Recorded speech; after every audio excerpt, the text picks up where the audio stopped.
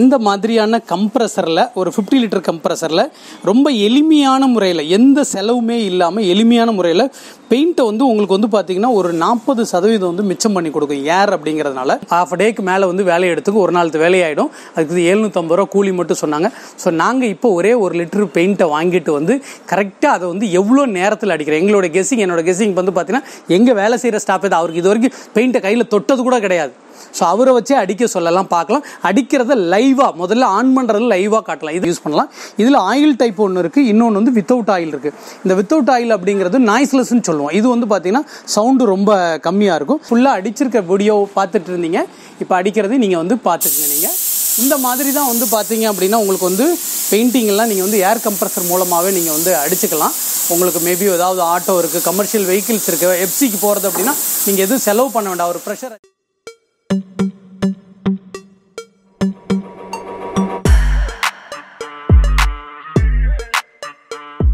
Hi ஓஸ், welcome to Swad என்டர்பிரைசஸ்ங்க. இன்றைக்கி எக்ஸ்பெஷலி கம்ப்ரஸரோட ஃபுல் டீட்டெயில்டு நம்ம பார்க்க போகிறோம். நமக்கு ஸோ கம்ப்ரஸரை பொறுத்த வரைக்கும் உங்களுக்கு பார்த்தீங்கன்னா சாதாரண ஒரு 30 லிட்டர்லேருந்து உங்களுக்கு 500 லிட்டர் வரைக்கும் நம்ம ஹெச்பியில் சொன்னோம்னா ஒரு 25 ஹெச்பி, ஒரு ஹெச்பிலேருந்து 25 ஹெச்பி வரைக்கும் கஸ்டமைஸ் பண்ணி நம்ம மேனுஃபேக்சர் பண்ணி கொடுக்குறோம்.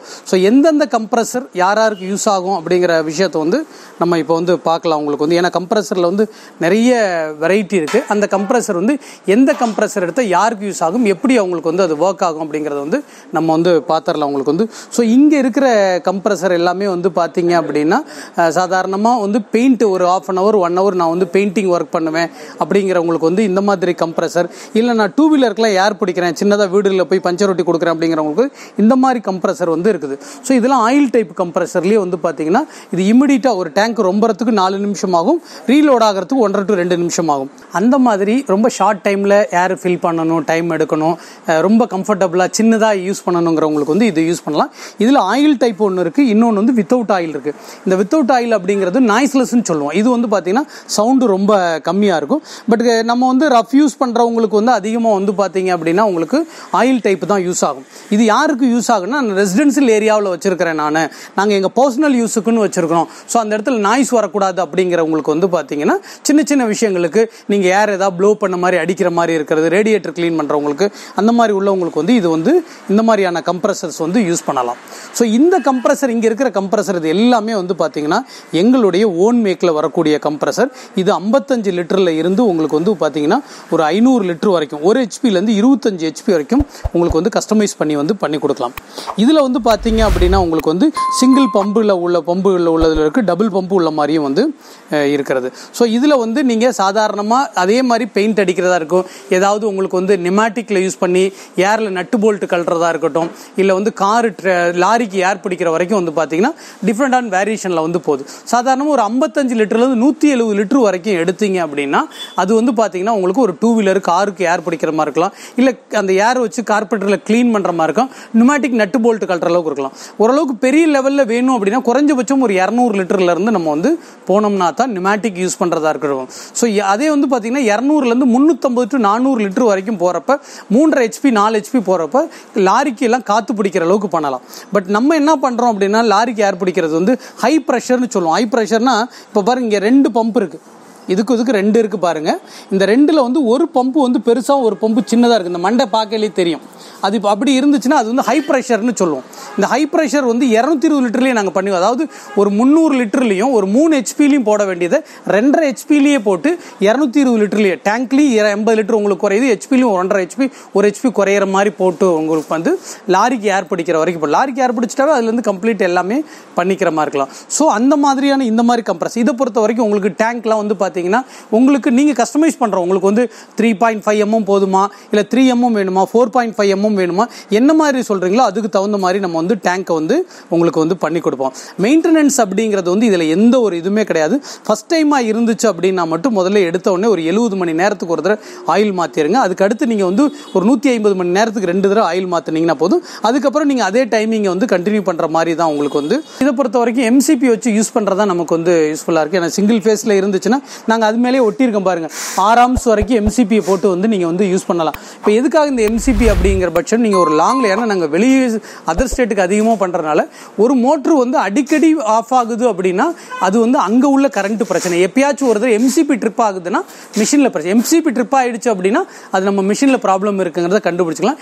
எப்படி பிரச்சனையை ஷார்ட் அவுட் பண்ணணும் அப்படிங்கிறதுக்காக தான் அந்த மாதிரி விஷயங்கள்லாம் வந்து உங்களுக்கு வந்து சொல்கிறோம். ஸோ இதில் வந்து பார்த்தீங்கன்னா இந்த மாதிரி உங்களுக்கு வந்து பார்த்தீங்க அப்படின்னா இந்த ஆஃப்டர் கூலர் பைப் உள்ள இருக்குது. எம்எஸ்ங்கிறது வந்து பார்த்தீங்கன்னா இந்த மாதிரி வரும். ஸோ இந்த மாதிரி உள்ள எம்எஸ்ல உள்ளதும் வந்தோம். ஸோ என்ன மாதிரி வேணுமோ அந்த மாதிரி உங்களுக்கு வந்து பண்ணி கொடுக்கலாம். இப்போ வந்து பார்த்தீங்கன்னா நாங்கள் ஒரு டாஸ்க்காக எடுத்து எங்களுக்கு வந்து ஒரு தண்ணி டேங்க் ஒன்று வந்து பண்ணியிருந்தோம். ஸோ ஒரு பெயிண்டிங் ஒர்க்குக்காக கேட்டிருந்தோம். அது வந்து கிட்டத்தட்ட ஒரு ½ டேக்கு மேலே வந்து வேலையை எடுத்துக்கும். ஒரு நாள் வேலையாயிடும். அதுக்கு 750 ரூபா கூலி மட்டும் சொன்னாங்க. ஸோ நாங்கள் இப்போ ஒரே 1 லிட்டர் பெயிண்ட்டை வாங்கிட்டு வந்து கரெக்டாக அதை வந்து எவ்வளோ நேரத்தில் அடிக்கிறோம். என்னோட கெஸ்ஸிங் வந்து பார்த்தீங்கன்னா எங்கள் வேலை செய்கிற ஸ்டாஃப் தான். அவருக்கு இது வரைக்கும் பெயிண்ட்டை கையில் தொட்டது கூட கிடையாது. ஸோ அவரை வச்சே அடிக்க சொல்லலாம், பார்க்கலாம். அடிக்கிறத லைவாக முதல்ல ஆன் பண்ணுறது லைவாக காட்டலாம். இது எதுக்கு அப்படின்னா இந்த கம்ப்ரஸரை நீங்கள் இந்த அளவுக்கு எளிமையாக யூஸ் பண்ணலாம். நீங்கள் ஒரு என்ன சொல்கிற ஒரு கமர்ஷியல் வெஹிக்கிள் வச்சிருக்கிறீங்க அப்படிங்கிற பட்சத்தில் ஈச்சர்லாம் இருக்குல்ல, நீங்கள் எப்சிக்கு போகிறீங்கன்னா நீங்களே பெயிண்ட் அடிச்சு விடலாம். அதில் ஒன்றும் பெரிய விஷயம்லாம் கிடையாது. தேவையில்லாத இடங்களில் பேப்பரை ஒட்டி விட்டோம்னா போதும், அவ்வளோதான். மற்ற இடத்துல நம்மளே வந்து பெயிண்ட் அடிச்சுக்கலாம். பெயிண்ட் செலவு கம்மி ஆகுங்கிறத வந்து பார்க்க போகிறோம். எப்படி பெயிண்ட் அடிக்குதுன்னு பார்க்கலாம் வாங்க. ஸோ இதை பார்த்துட்டு உங்களுக்கு இதன் மூலமாக ஏதாவது கம்ப்ரஸர் வேணும் அப்படின்னா நல்ல குவாலிட்டியாக எங்கள் கம்ப்ரஸர் இதெல்லாம் எடுத்தீங்கன்னா குறைஞ்சபட்சம் 10 to 12 வருஷம் உங்களுக்கு வந்து லைஃப் வரும் உங்களுக்கு வந்து.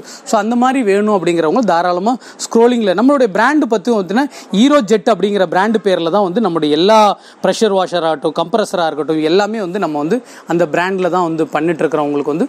ஓகே வியூவர்ஸ், இப்போ நம்ம வந்து பார்த்தீங்க அப்படின்னா இந்த மாதிரியான கம்ப்ரஸரில் ஒரு 50 லிட்டர் கம்ப்ரஸரில் ரொம்ப எளிமையான முறையில் எந்த செலவுமே இல்லாமல் எளிமையான முறையில் பெயிண்ட்டை வந்து உங்களுக்கு வந்து பார்த்தீங்கன்னா ஒரு 40% வந்து மிச்சம் பண்ணி கொடுக்கும். ஏர் அப்படிங்கிறதுனால அதோட ஃபினிஷிங் எப்படி இருக்குங்கிறப்ப இது வந்து 50 லிட்டர் உங்களுக்கு வந்து இது ப்ரெஷர் குறைஞ்சிச்சுன்னா ஆட்டோமேட்டிக் ஆன் ஆகிக்கும் உங்களுக்கு.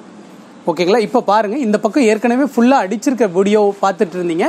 இப்போ அடிக்கிறது நீங்கள் வந்து பார்த்துக்குங்க. நீங்கள் இந்த மாதிரி தான் வந்து பார்த்தீங்க அப்படின்னா உங்களுக்கு வந்து பெயிண்டிங் எல்லாம் நீங்கள் வந்து ஏர் கம்ப்ரஸர் மூலமாகவே நீங்கள் வந்து அடிச்சுக்கலாம். உங்களுக்கு மேபி ஏதாவது ஆட்டோ இருக்குது, கமர்ஷியல் வெஹிக்கிள்ஸ் இருக்குது, எஃப்சிக்கு போகிறது அப்படின்னா நீங்கள் எதுவும் செலவு பண்ண வேண்டாம். ஒரு ப்ரெஷர் அட்ஜஸ்ட்மெண்ட்டெல்லாம் அதிலே பண்ணுறாங்க. பார்த்தீங்கன்னா ப்ரெஷர் அட்ஜஸ்ட்மெண்ட் பண்ணிக்கலாம் உங்களுக்கு வந்து. ஸோ இந்த மாதிரியான பெயிண்டிங் கம்ப்ரஸரில் என்ன வேணும்னாலும் நம்மகிட்ட இருக்குது. நீங்கள் ஸ்க்ரோலிங்கில் இருக்கிற நம்பர் கான்டாக்ட் பண்ணுங்கள். நீங்கள் எந்த ஊரில் இருந்தாலும் அனுப்பிச்சிருவோம். நீங்கள் நேரடியாக வந்து பார்த்தாலும். இப்போ எதுக்கு சொல்கிறேன்னா எந்த ஒரு இடத்துலையும் ரெடிமேடாக இவ்வளோ வச்சுக்கணுன்ற அவசியம் கிடையாது. ஸோ வேணுங்கிறவங்களுக்கு செஞ்சு கொடுப்பாங்க. பட் நீங்கள் வந்த உடனே கூட பார்த்து எடுத்துகிட்டு போகிற மாதிரி தான் வச்சுருக்கிறோம் உங்களுக்கு வந்து. ஸோ கான்டாக்ட் பண்ணுங்கள். எங்கே இருந்தாலும் நாங்கள் அனுப்பிச்சி வச்சுருவோம். எங்களுடைய லொக்கேஷன் பொறுத்த வரைக்கும் ஈரோடு பெருந்தரோடு பழையபாளையத்தில் லொக்கேட் ஆயிருங்க. பழையபாளையம் அப்படிங்கிறது ஈரோடு கலெக்டர் ஆஃபீஸ்க்கு அடுத்த ஸ்டாப் தான் பழையபாளையம். கோயம்புத்தூர் திருப்பூர்லேருந்து கலெக்டர் ஆஃபீஸ்க்கு போக வேண்டாம். அதுக்கு முன்னாடி இருக்குது. Everyday morning 9 o'clock everyday morning 9 o'clock open ஆகும். ஈவினிங் 9 o'clock வந்து க்ளோஸ் ஆகிடும். சண்டேவும் நமக்கு வந்து பார்த்தீங்கன்னா ஒர்க்கிங் டே தான். வர்றவங்களை வந்து கால் பண்ணிட்டு, ஏன்னா சண்டே மேக்ஸ்லி ஆஃப் டே தான் இருக்கும். வர்றவங்களா இருந்தால் கால் பண்ணிட்டு வாங்க. தேங்க்ஸ் ஃபார் வாட்சிங்.